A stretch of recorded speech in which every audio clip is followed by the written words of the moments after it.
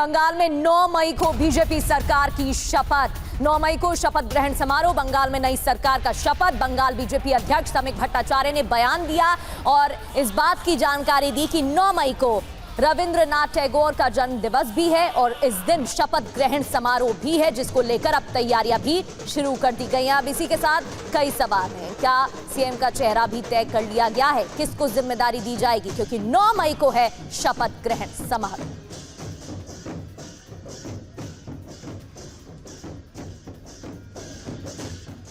प्रधानमंत्री जी कल घोषणा कर दिया 25 वैशाख 9 मई रविंद्रनाथ ठाकुर का जन्मदिन, उसी दिन में ये सरकार शपथ लेगी। प्रधानमंत्री जी कल घोषणा कर दिया 25 वैशाख 9 मई रविंद्रनाथ ठाकुर का जन्मदिन, उसी दिन में ये सरकार शपथ लेगी। तो बंगाल में बीजेपी की जीत ऐतिहासिक है, लेकिन इस जीत की यात्रा भी अपने आप में एक इतिहास है। अब आपको बंगाल विधानसभा में जनसंघ से बीजेपी तक के सफर को आंकड़ों के जरिए बताते हैं।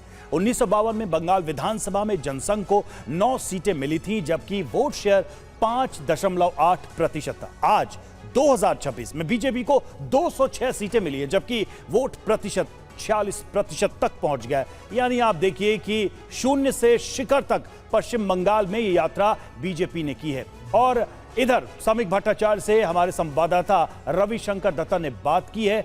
क्या कहा उन्होंने, आपको सुनाते हैं। पश्चिम बंगाल में भाजपा क्षमता में आ चुके हैं और मेरे साथ है पश्चिम बंगाल बीजेपी के सबसे सफल राज्य सभापति समीक भट्टाचार्य।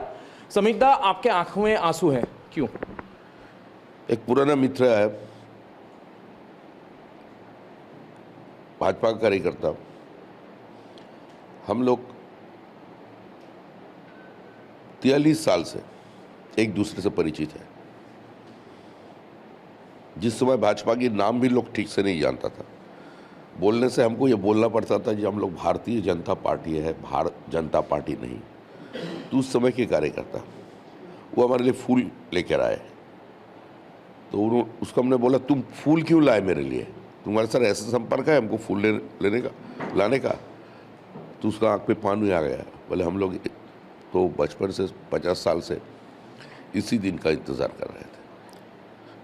तो एक कार्यकर्ता जो हम लोग शाखा में एक ही उम्र में गए थे, वो हमसे बड़ा है 2 साल का, लेकिन संपर्क तो है, इतने दिन से जुड़े हुए, ये तो होगा ही ना। भावुक है।